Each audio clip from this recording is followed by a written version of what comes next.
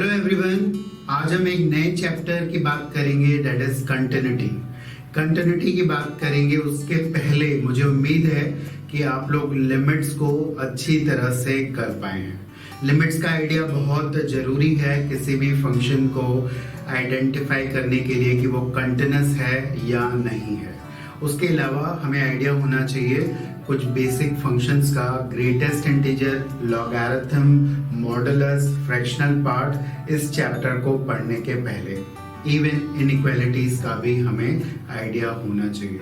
तो बात करते हैं, चलो एक बहुत ही इंपॉर्टेंट टॉपिक पे, कैलकुलस का, और बहुत ही स्कोरिंग पार्ट है, that is continuity. So let us start with this very conceptual chapter. मुझे उम्मीद है कि आप लिमिट्स को अच्छी तरह से समझ चुके हैं, उस पर आपने प्रैक्टिसिंग कर ली है। अब हम बात करते हैं उसी का एप्लीकेशन, एक तरह से कंटिन्यूटी। किसी भी फंक्शन की किसी पॉइंट पे कंटिन्यूटी कैसे देखते हैं, इसका मीनिंग क्या है, वो अब हम यहाँ पे समझेंगे। सबसे पहले कंसिडर करते हैं एक फंक्शन। मान लेते हैं f(x) एक फंक्शन है which is equal to x square minus 1 upon x minus 1, जो कि x equal to 1 पे डिफाइन नहीं है। अगर 1 पे फंक्शन की वैल्यू एक हमें देनी है, असाइन करनी है, तो चलो एक वैल्यू 1 पे हम दे देते हैं, फॉर एग्जाम्पल 3। अब अगर इस फंक्शन को आप देखें ध्यान से, ये फंक्शन कुछ इस तरह से है। अगर आप फर्स्ट पार्ट इसका देखोगे तो it is basically x plus 1, जहाँ पे हम x की वैल्यू 1 नहीं डाल सकते हैं, और 1 पे फंक्शन की वैल्यू कुछ अलग है, वो है 3। अब अगर हम इसके ग्राफ को स्टडी करें तो हम देख सकते हैं कि फंक्शन जो है वो 1 पे ब्रेक हो रहा है। ये लाइन की ग्राफ है, x plus 1 y is equal to x plus 1। 1 पे एक ब्रेक है। 1 पे फंक्शन की वैल्यू हम क्योंकि यहाँ से नहीं निकाल सकते, 1 पे वैल्यू अगर हम इसमें डालते हैं तो ये 2 देता है, लेकिन अगर हम एक्चुअल वैल्यू देखें तो वो 2 नहीं 3 है। तो एक्चुअल ग्राफ जो है वो कुछ इस तरह से है। तो आप देख पाएंगे कि फंक्शन जो है वो एक बार में नहीं बना हुआ है। इसका मतलब फंक्शन में एक डिसकंटिन्यूटी है, कंटिन्यूअस नहीं फंक्शन है, यानी कि ब्रेक हुआ है। तो कोई भी फंक्शन अगर किसी पर्टिकुलर पॉइंट पे टूट रहा है, ब्रेक हो रहा है, तो उसको हम लोग डिसकंटिन्यूअस फंक्शन बोलेंगे, जैसे ये यहाँ पे 1 पे ब्रेक हुआ है। अब इसको एक्चुअली हम कैसे पहचानेंगे, किस तरह से आइडेंटिफाई करेंगे कि कोई फंक्शन किसी भी पॉइंट पे कंटिन्यूअस है या नहीं है, इसके लिए बहुत बेसिक सा हमारे पास रिज़ल्ट है। वो क्या है, जो कि हम ग्राफ से भी समझ सकते हैं कि अगर आप किसी फंक्शन पे कंटिन्यूटी की बात कर रहे हैं तो उस पर्टिकुलर पॉइंट पे अगर हम लेफ़्ट साइड से अप्रोच कर रहे हैं तो उस पॉइंट पे जो फंक्शन की वैल्यू है, और लेफ़्ट साइड से अप्रोच कर रहे हैं यानी कि लेफ़्ट हैंड लिमिट और राइट हैंड लिमिट की बात कर रहे हैं यहाँ पे, तो अगर हमने यहाँ पे लेफ़्ट से अप्रोच किया और राइट से अप्रोच किया तो फंक्शन जो है वो सेम वैल्यू देगा। प्लस आप देखिए ये गैप फिल हो सकता है अगर ये वाली वैल्यू हमारी सेम हो जाए, यानी कि एग्जैक्टली लिमिट के बराबर हो जाए, तो कोई भी डिसकंटिन्यूटी नहीं रहेगी। ये फंक्शन लगातार एक ही साथ बनेगा और इस फंक्शन को हम कंटिन्यूअस बोलेंगे। तो किसी भी पॉइंट पे अगर हम डिसकंटिन्यूटी की बात करते हैं तो उसमें हम ये देख पाएंगे कि फंक्शन की अगर इनमें से वैल्यूज़ तीनों में से यानी कि लेफ़्ट हैंड, राइट हैंड और उस पॉइंट पे वैल्यू में से कोई भी एक बराबर नहीं आ रही है तो वो फंक्शन डिसकंटिन्यूअस हो जाता है। तो for a continuity at a point x equal to a, उसके लिए 3 चीज़ों का सेम होना ज़रूरी है। वो है लिमिट, वो है a पे हमारी लेफ़्ट हैंड लिमिट, a पे हमारी राइट हैंड लिमिट, दोनों फाइनाइट होनी चाहिए और बराबर होनी चाहिए। उसके अलावा फंक्शन की वैल्यू a पे भी सेम होनी चाहिए। कहने का मतलब है फंक्शन की लिमिट तो एग्जिस्ट करनी ही चाहिए, प्लस एक चीज़ ऐड हो गई है अब हमारी कि उस पर्टिकुलर पॉइंट पे फंक्शन की वैल्यू भी सेम होनी चाहिए। अगर इनमें से कोई भी दो बराबर हैं, तीसरा बराबर नहीं है, तो उस फंक्शन को हम डिसकंटिन्यूस बोलेंगे। कोई भी लिमिट इनफाइनाइट है तब भी हम डिसकंटिन्यूस बोलेंगे। तो हम यहाँ पे देख सकते हैं कौन कौन से रीजंस होते हैं फंक्शन के डिसकंटिन्यूटी के। उसके पहले बहुत सारे फंक्शंस आप पढ़ चुके हो, आप सोच सकते हैं कि कौन कौन से फंक्शन एक ही साथ बने हैं, कंटिन्यूस होते हैं, और उसके एग्जाम्पल आप खुद सोच के देखें। तो सबसे पहले हम उनको लिस्ट करने वाले हैं कौन कौन से फंक्शन ऐसे हैं। सबसे पहले कोई भी आपका पॉलिनॉमियल फंक्शन होता है f(x) इक्वल टू से कोई लीनियर है, क्वाड्रेटिक है, कोई भी ऐसा फंक्शन हमारे पास है nth डिग्री का फंक्शन, ये हमेशा एक कंटिन्यूस फंक्शन होता है। ये क्यूबिक भी हो सकता है, क्वाड्रेटिक भी हो सकता है, लीनियर भी, और कोई भी बड़ी डिग्री भी हो सकता है। तो स्ट्रेट अवे अगर फंक्शन इस तरह से डिफाइंड है तो ये फंक्शन कंटिन्यूस होता है। इसके अलावा कौन से फंक्शन हमारे पास कंटिन्यूस हैं, उसमें आप ग्राफ से भी देख सकते हो, ग्राफ भी ड्रॉ करके। यहाँ सोच लो ग्राफ क्या होता है। एक्सपोनेंशियल फंक्शन ये भी कंटिन्यूस होता है, इसमें भी कोई दिक्कत नहीं है, ये कहीं भी ब्रेक नहीं होता है। उसके अलावा दूसरे फंक्शन कौन से हैं, उसमें हम लोग ले रहे हैं बेसिक फंक्शन में मॉड फंक्शन। मॉड फंक्शन भी कहीं भी ब्रेक नहीं होता है। और अगर ट्रिग्नोमेट्रिक फंक्शंस की बात करें तो उसमें दो फंक्शन ऐसे हैं जो ब्रेक नहीं होते हैं, वो है sin x and cos x। ये भी पूरी तरह से फंक्शन कंटिन्यूस होते हैं। Apart from that logarithm function भी कंटिन्यूस फंक्शन होता है। और अगर हम इसके साथ साथ डिसकंटिन्यूस फंक्शन की बात करें तो उसके बारे में भी सोच सकते हो कौन कौन से फंक्शन हैं जो कि ब्रेक होते हैं। तो उसमें से आपने पढ़ा है greatest integer function, least integer function, वो भी ब्रेक होता है। उसके अलावा आपने पढ़ा है फ्रैक्शनल पार्ट फंक्शन, ये भी ब्रेक होता है, ये भी डिसकंटिन्यूस होता है। जस्ट रिकॉल द ग्राफ, आप इसका ग्राफ सोच सकते हैं क्या होता है। उसके अलावा हमारे पास है सिग्नम फंक्शन। सिग्नम फंक्शन भी एक डिसकंटिन्यूस फंक्शन है। बाकी सारे ट्रिग्नोमेट्रिक फंक्शंस भी डिसकंटिन्यूस हैं। अगर वो अपने डोमेन की बात करें, अगर आप उसका डोमेन देखेंगे, डोमेन जहाँ पे है तो वो कंटिन्यूस कहलाते हैं, लेकिन अगर पूरा इंटरवल देखें तो वो ब्रेक होते हैं। तो वहाँ पे जहाँ पे वो डिफाइंड नहीं है वहाँ पे उनको डिसकंटिन्यूस बोला जाता है। तो ये सारे बेसिक एग्जांपल्स हैं कंटिन्यूस और डिसकंटिन्यूस फंक्शंस के। अब हम चेक करेंगे कि क्या क्या रीज़न होते हैं, क्या क्या। अभी हमने देख लिया कि कंटिन्यूटी की क्या कंडीशन है, ठीक है, लेकिन अब हम डिफरेंट सिचुएशंस को पहले स्टडी करेंगे और उसके बाद हम इस पे वर्क करेंगे। निकालना वही है, बहुत कुछ अलग नहीं निकालना है। लेफ्ट हैंड लिमिट अभी तक आप निकालना जानते हैं, राइट हैंड लिमिट भी निकालना जानते हो, बस एक पॉइंट एक्स्ट्रा आ गया है, वो है value of the function. So let us talk about type of discontinuity. इसमें पहली डिसकंटिन्यूटी जो होती है वो होती है रिमूवेबल डिसकंटिन्यूटी। इस डिसकंटिन्यूटी में क्या होता है, इसमें आपकी लेफ्ट हैंड लिमिट और राइट हैंड लिमिट दोनों बराबर होती है, फाइनाइट होती है, लेकिन वैल्यू ऑफ द फंक्शन या तो उस पॉइंट पे फंक्शन डिफाइंड नहीं होता है, या यूँ भी कहें कि फंक्शन की वैल्यू कुछ अलग होती है। तो अभी जो हमने फर्स्ट एग्जाम्पल देखा था जिसमें कि फंक्शन कुछ इस तरह से डिफाइंड था और यहाँ पे ये 1 पे डिफाइंड नहीं था, ठीक है। तो इस केस में आप देख सकते हैं कि लेफ्ट हैंड और राइट हैंड लिमिट दोनों सेम थे। दोबारा से उसका ग्राफ देखते हैं तो यहाँ पे हमें पता चलेगा वापस से कि 1 की तरफ जब हम बढ़ रहे थे तो लेफ्ट हैंड लिमिट भी 2 थी और राइट से भी बढ़ेंगे तब भी 2 है। अब यहाँ पे पॉइंट जो है ब्रेक हो रहा है, मतलब उस पर्टिकुलर पॉइंट पे एक गैप है, वो हम देख पा रहे हैं यहाँ पे।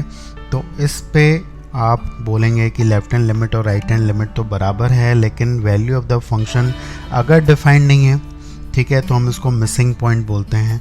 और अगर डिफाइंड है, से फॉर एग्जांपल जैसे हमने पहले बात की थी कि it is equal to 3 at x equal to 3, तो x इक्वल टू 3 पे, x इक्वल टू 1 पे x इक्वल टू 1 पे अगर वैल्यू इसकी हो जाती है 3, तो इसका मतलब ये पॉइंट यहाँ पे है, ठीक है।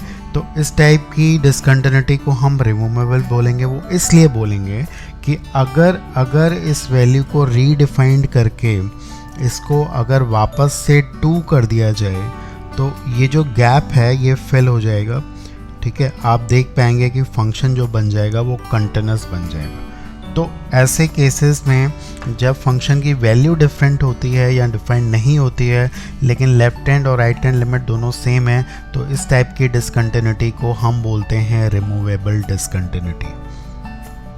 दूसरी हमारी नॉन रिमूवेबल, जिसको रिमूव नहीं किया जा सकता। इसके डिफरेंट टाइप्स हैं। पहला टाइप है, इसको हम बोलते हैं जंप डिसकंटिन्यूटी या इसको फाइनाइट टाइप भी बोलते हैं। तो जंप डिसकंटिन्यूटी में होता क्या है, इस केस में हमारी लेफ्ट हैंड लिमिट और राइट हैंड लिमिट तो फाइनाइट होती है लेकिन ये दोनों बराबर नहीं होती हैं, राइट। फॉर एग्जाम्पल अगर हम ग्रेटेस्ट इंटीजर ले लें तो इस केस में आप देख पा रहे हैं कि किसी भी इंटीजर पे ये फंक्शन कंटिन्यूस नहीं है। जैसे कि इसके ग्राफ से पता चलता है, आप देख लीजिए ये एक 1 इंटीजर है। आपको पता है कि 0 to 1 ग्रेटेस्ट इंटीजर का ग्राफ ऐसा बनता है। 1 पे इसकी वैल्यू 1 आ जाती है और उसके बाद 1 to 2 इस तरह से होता है एंड सो ऑन। अगर हम 1 पे इसकी कंटिन्यूटी की बात करें और हम देख पाएंगे कि 1 के लेफ्ट हैंड लिमिट, 1 के लेफ्ट में लिमिट जो होगी वो कितनी होगी, वो 0 होगी। और 1 के राइट में लिमिट फंक्शन की वैल्यू आप देख सकते हैं कि 1 है। तो इस केस में LHL जो है that is equal to 0, RHL जो है हमारी वो है 1। दोनों बराबर नहीं है ऑल्दो फाइनाइट है। तो फंक्शन एकदम से जंप कर गया। कभी कभार हमसे जंप भी पूछ लेता है कि कितना है, तो यहाँ पे जंप कितना है। जंप जो होता है वो डिफरेंस होता है लेफ्ट हैंड लिमिट और राइट हैंड लिमिट का। तो यहाँ पे 1 यूनिट का ये जंप है, ठीक है। तो अब आप किसी भी तरीके से इस डिसकंटिन्यूटी को ख़त्म नहीं कर सकते हैं बिकॉज पूरा का पूरा फंक्शन रीडिफाइंड करना पड़ेगा। तो इस टाइप की डिसकंटिन्यूटी को हम बोलते हैं नॉन रिमूवेबल, और अगर हम स्पेसिफिक नाम से इसको बोलें तो ये एक जंप डिसकंटिन्यूटी है, ठीक है। सेकंड नॉन रिमूवेबल में जो आ जाती है वो आ जाती है हमारी इनफाइनाइट डिसकंटिन्यूटी। इस केस में क्या होता है, इस केस में हमारी या तो लेफ्ट हैंड लिमिट या राइट हैंड लिमिट या दोनों, कोई भी एक लिमिट जो होती है वो इन्फिनिटी होती है। जैसे फॉर एग्जांपल अगर हम लें द फंक्शन से f(x) is equal to 1/x, you know the graph of this function, इसका ग्राफ कुछ इस तरह का है। और अगर आप 0 पे बात करें, अब 0 पे फंक्शन वैसे तो ये डिफाइंड नहीं है लेकिन मान लो इसको डिफाइंड कर ही देते हैं, 0 पे इसकी वैल्यू 0 है। तो अभी भी आप देख पाएंगे कि इसकी कोई भी लिमिट अगर निकालें, that is left hand limit या राइट हैंड लिमिट, से फॉर एग्जांपल मैं लेफ्ट हैंड लिमिट निकालता हूँ तो इसके लिए क्या करना पड़ेगा, 0 में से h सब्ट्रैक्ट करना पड़ेगा। अब 1/h, h बहुत छोटा है तो 1/h बिल्कुल इन्फिनिटी को टेंड करेगा और माइनस की वजह से ये माइनस इन्फिनिटी को टेंड करेगा। आप देख सकते हो यहाँ पे 0 के जस्ट पहले फंक्शन माइनस इन्फिनिटी जा रहा है। और इसी तरह से अगर हम इसकी राइट हैंड लिमिट की बात करें, राइट हैंड में क्या करना पड़ेगा, 0 + h करना पड़ेगा। तो 1/h again it's a huge quantity, ये प्लस इन्फिनिटी को टेंड करेगा। और यहाँ पे देख सकते हैं आप ग्राफ से कि 0 + h, थोड़ी सी कोई भी पॉजिटिव वैल्यू डालें, ठीक है, h इज़ टेंडिंग टू 0 तो ये इन्फिनिटी को टेंड करेगा। तो अगर कोई भी एक भी लिमिट अगर इसमें इनफाइनाइट आ जाती है तो इस टाइप की डिसकंटिन्यूटी को हम बोलते हैं इनफाइनाइट डिसकंटिन्यूटी, और ये भी डेफिनेटली हम रिमूव नहीं कर सकते हैं। इसमें एक टाइप और होता है, इट इज़ द ऑसिलेटिंग, और उस केस में देखते हैं क्या होगा। तो ऑसिलेटिंग टाइप में होता क्या है समझें। इस केस में आपकी कोई एक लिमिट या दोनों फाइनाइट तो होती हैं लेकिन उसकी वैल्यू क्या होती है वो नहीं पता चल पाता। कि फाइनाइट है इतना पता है लेकिन हमें ये नहीं पता है कि एक्चुअली वो वैल्यू क्या है, और इसका सबसे अच्छा एग्जाम्पल है और बहुत कॉमन एग्जाम्पल है, it is sine of 1/x। अगर आप साइन ऑफ 1/x का ग्राफ खींचेंगे ज़ीरो के नज़दीक, ठीक है, तो सोच के देखो ये क्या होगा। ये पीरियोडिक फंक्शन नहीं है, डिफरेंटली बिहेव करता है। इसका अगर हम ग्राफ बनाना चाहें तो सबसे पहले ये देखना पड़ेगा ये एक्स एक्सिस को कट कहाँ पे करेगा, जहाँ पे ये n पाई का मल्टीपल होगा। अब n की अगर हम वैल्यूज़ रखते जाएंगे तो हमारे पास कुछ पॉइंट्स आएंगे, जैसे n को 1 रखेंगे तो पाई आएगा, और इसी तरह से n को आप 2 रखेंगे तो एक्चुअली n को 1 रखेंगे तो 1/पाई आएगा, 1/2 पाई आएगा। इन सारे पॉइंट्स पे ये कट करेगा, और फिर 1/3 पाई एंड सो ऑन। तो इसके बाद देखिए 1/4 पाई, 1/5 पाई, 1/6 पाई, ये एक्चुअली इनफाइनाइट बार कट करेगा। इसकी वैल्यू तो -1 और 1 के बीच में ही जाएगी, ये ध्यान रखिए। ये 1 तक जा सकती है और -1 तक, और ये इधर इनफाइनाइट बार डेफिनेटली कट करता रहेगा, ठीक है।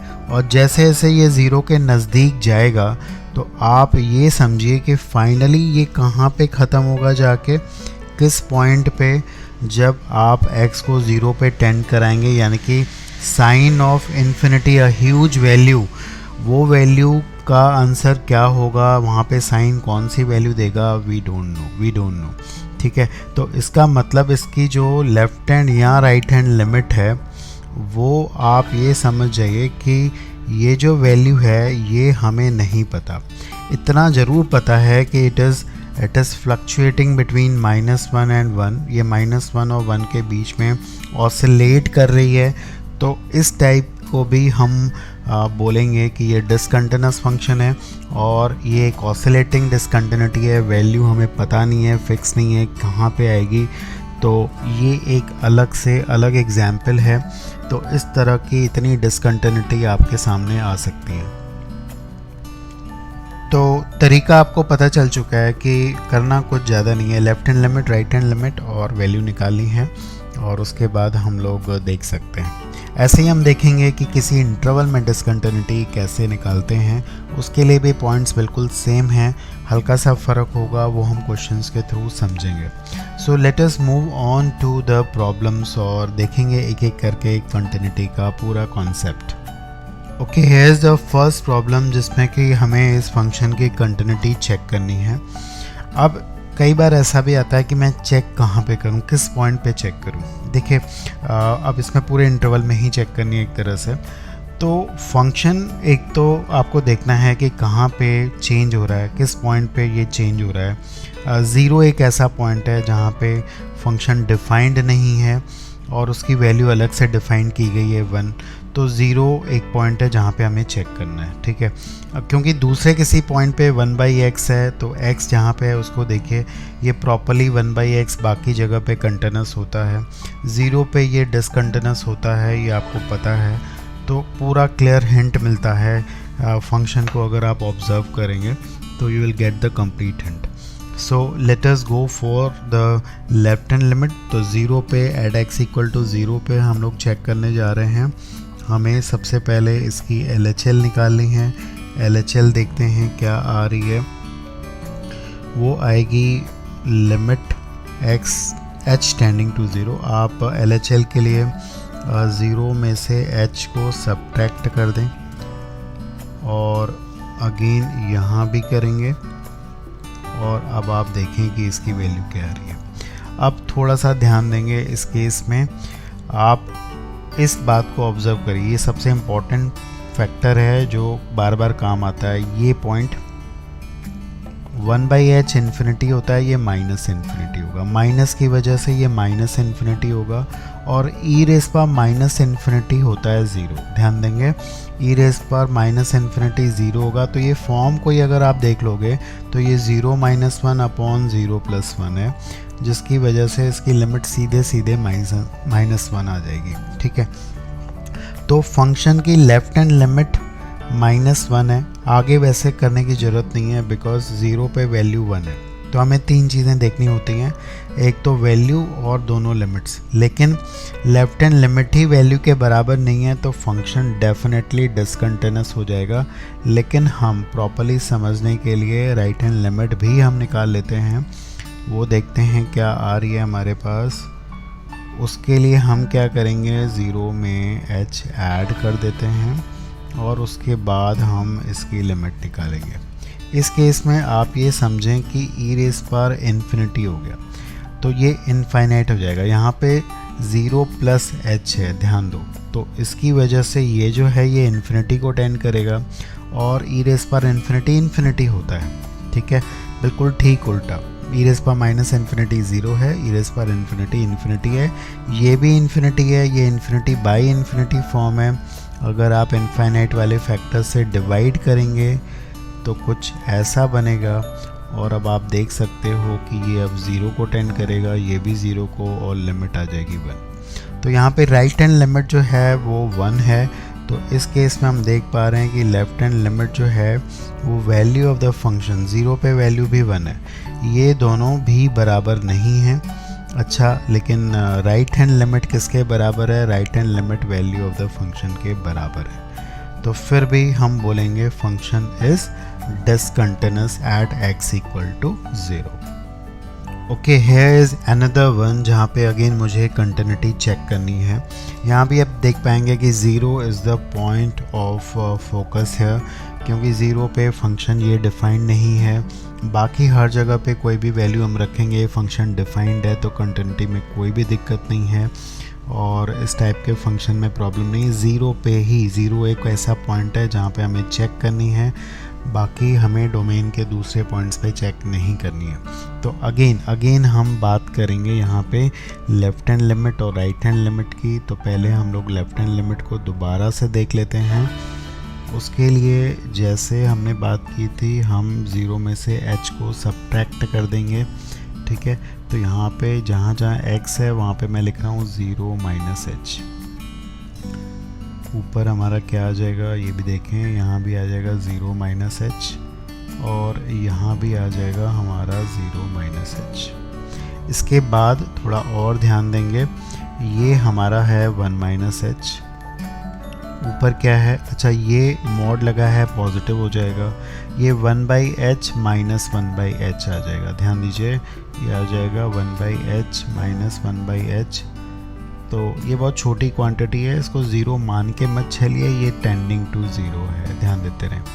तो अब ये आ जाएगा 1 माइनस एच का होल स्क्वायर, बिकॉज ये ख़त्म हो जाएगा और h is tending to 0। So definitely ये 1 माइनस एच का होल स्क्वायर h 0 को टेंड कर रहा है, तो ये लिमिट जो हमारी सीधे सीधे आ जाएगी 1 आ जाएगी, ठीक है। तो चलो अब हम बात करते हैं राइट हैंड लिमिट की। राइट हैंड लिमिट में क्या होगा, again limit h tending to 0, इसमें 0 प्लस h करेंगे हम लोग।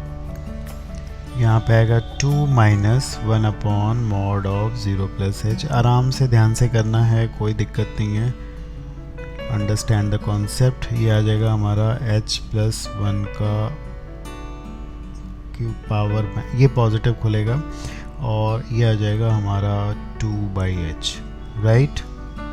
अब आप इस लिमिट को ध्यान से देखिए, ये 1 raise to the power minus infinity है एक तरह से, ठीक है। अगर हम इसको ठीक से करेंगे तो हम इसको ब्रेक कर देते हैं। एक ऐसे लिख दिया हमने और फिर नीचे इसको ले आते हैं।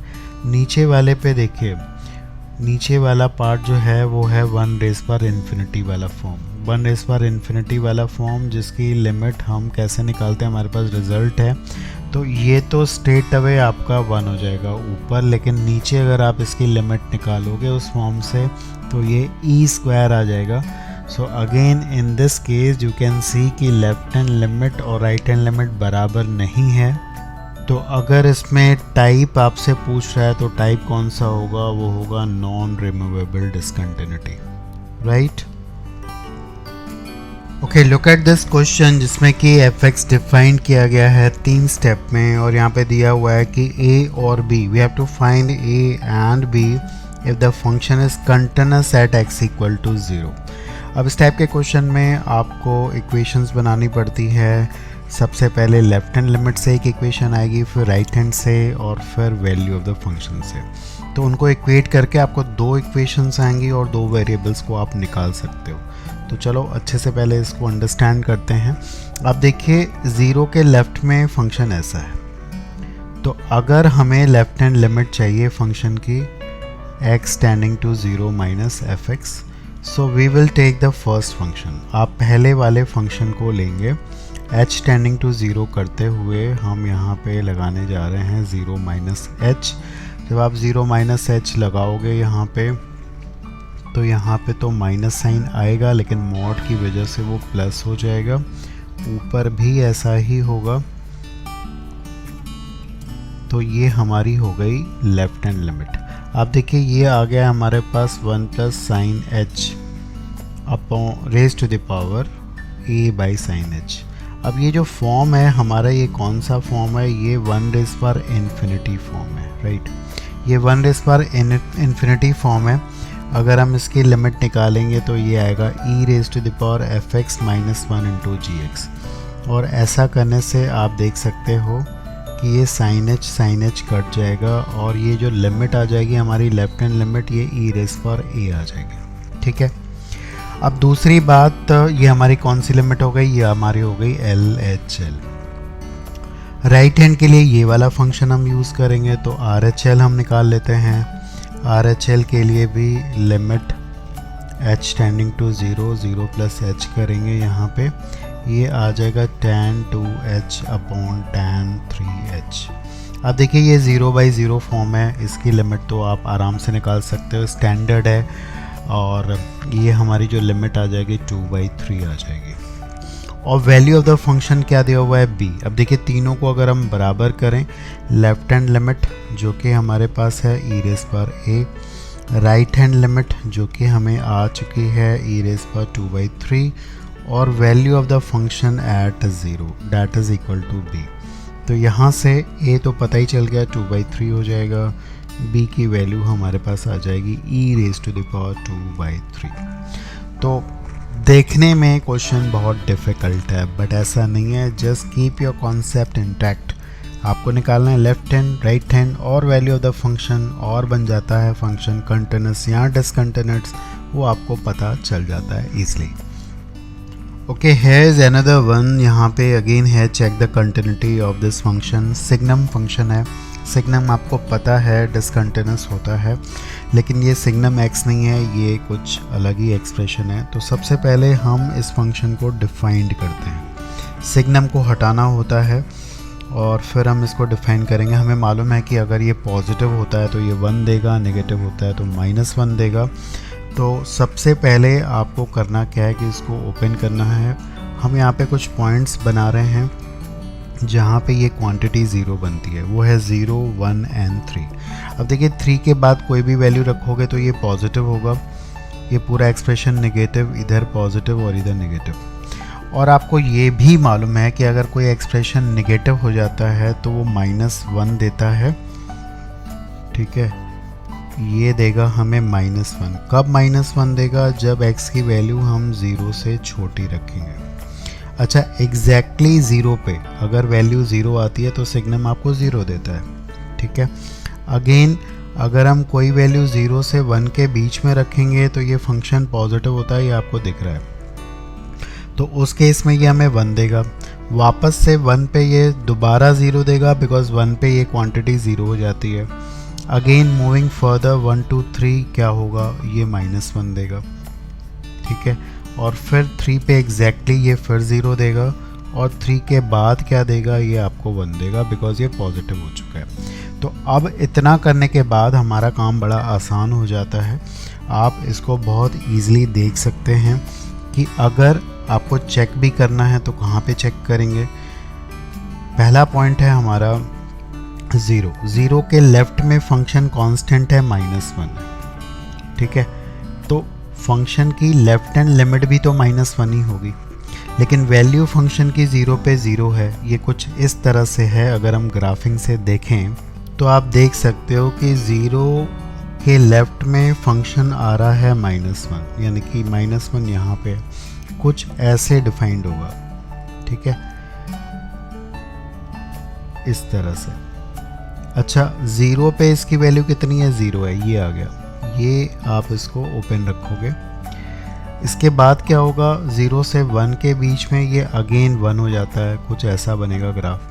तो 0 पे डिसकंटिन्यूस हो गया, टूट गया। ऐसे ही आप देखोगे अगला पॉइंट है 1 के पहले ये 1 होता है और 1 पे दोबारा से ये क्या हो जाता है, 1 पे दोबारा से ये 0 हो जाता है। ठीक है, तो फंक्शन ऐसा बनेगा। 1 के राइट में क्या होगा, वहाँ पे देख सकते हैं -1, तो ये दोबारा से ये -1 बन जाएगा। 3 तक ये -1 बनेगा, 3 पे दोबारा ये 0 बनेगा और 3 के बाद ये फिर अगेन 1 हो जाएगा। तो आप समझ पा रहे हैं कि 3 ब्रेकिंग पॉइंट हैं। तो फंक्शन डिसकंटिन्यूस कहाँ पे होगा, वो होगा 0 पे, 1 पे एंड 3 पे। So here is a very different question. यहाँ पे कह रहा है check the continuity of this function, और ये बिल्कुल स्टेप वाइज डिफाइंड है। x है फंक्शन अगर x रेशनल है, ये 1 - x है अगर हमारा x इरेशनल है। ठीक है, अब अगर हम किसी भी पॉइंट पे देखें, जैसे मान लो x = से k पे देखें इसकी कंटिन्यूटी, तो k अभी मान लेते हैं कोई भी हमारा नंबर है, और अगर उसके हम लेफ्ट हैंड लिमिट की बात करें, अगर हम मान लेते हैं कि k एक रेशनल नंबर है अभी। ठीक है, k एक रेशनल नंबर है। अब उसके अगर हम लेफ्ट हैंड लिमिट की बात करें, तो उसकी लेफ्ट हैंड लिमिट में हम किससे वैल्यू लेंगे, x से लेंगे या 1 - x से लेंगे, बिकॉज लेफ्ट हैंड में हमें पता नहीं है कि h अगर हम घटाएंगे तो वो वैल्यू यानी कि k - h, k से अगर हम या किसी भी नंबर पे अगर हम बात करें, यहाँ पे हम k पे बात कर रहे हैं, तो k - h अगर हम ऊपर वाले फंक्शन में रखें, अगर ये रेशनल होगा तो हम इसमें रखेंगे, अगर ये इरेशनल होगा तो हम दूसरे वाले में रखेंगे। ठीक है, दैट मीन्स हम रखेंगे किसमें, हम रखेंगे इसमें। तो हमें पता नहीं है कि k - h रेशनल होगा या इरेशनल होगा। तो अब ये जो वैल्यू दे रहा है हमें k दे रहा है। ठीक है, और ये जो हमें वैल्यू दे रहा है 1 - k दे रहा है। अब कुछ भी हो, जो वैल्यू है फंक्शन की k पे, वो तो k ही होगी, बिकॉज k एक रेशनल नंबर है। ठीक है, अब अगर ये हुई तो ठीक है, बिकॉज ये दोनों बराबर हो जाएंगे, कोई दिक्कत नहीं है। लेकिन अगर ये हुई तो क्या पता कि वो कंटिन्यूस होगा या नहीं होगा। ठीक है, तो इस केस में आप देख पा रहे हैं कि फंक्शन किसी पॉइंट पे कंटिन्यूटी नहीं डिसाइड हो सकती, बिकॉज आप उसकी लिमिट एक्चुअली सेंस में नहीं निकाल पाएंगे। बट एक पॉइंट ऐसा है कि k की कोई भी वैल्यू हो, मतलब एक ऐसा पॉइंट है जहाँ पे अगर ये हो फंक्शन की वैल्यू लेफ्ट में, तब भी लिमिट और वैल्यू बराबर होगी। अगर ये होगी, वो कैसा है, अगर ये हो गई, ये तो है ठीक है, लेकिन अगर ये हो गई तो वो एक ऐसा पॉइंट है, वो कब है, यानी कि k 1/2 पे। 1/2 पे अगर लिमिट हम इससे निकाल रहे हैं तब भी 1/2 आएगी, इससे निकाल रहे हैं तब भी डेफिनेटली 1/2 आएगी। तो एक पॉइंट ऐसा है जहाँ पे हम कंटिन्यूटी की बात कर सकते हैं कि फंक्शन डेफिनेटली कंटिन्यूस है, और बाकी पॉइंट्स पे हम लोग डेफिनेटली नहीं बता सकते। तो हम बोलेंगे कि बिकॉज लिमिट जब आप नहीं निकाल पा रहे हो फाइनाइट, तो डेफिनेटली आप उसको डिसकंटिन्यूस ही बोलोगे। ठीक है, so but for x = 1/2 the function is definitely discontinuous. तो अभी कंटिन्यूटी के काफ़ी क्वेश्चंस हम लोग कर चुके हैं, लेकिन अभी ख़त्म नहीं हुआ है, बिकॉज कंटिन्यूटी एक वास्ट थिंग है और हमें अभी इंटरवल में इसमें कंटिन्यूटी की बात करनी है। तो as of now we are winding this part, लेकिन पहले हम डिफरेंशिएबिलिटी पढ़ेंगे और उसके बाद कंटिन्यूटी और डिफरेंशिएबिलिटी के अच्छे खासे मिक्स क्वेश्चन हम देखने जा रहे हैं। So first we need to understand differentiability, जो कि एक स्टेप और आगे है सारी वही चीज़, और उसके बाद हम काफ़ी क्वेश्चंस में बात करेंगे जिसमें हम कंटिन्यूटी एंड डिफरेंशिएबिलिटी दोनों को देखेंगे।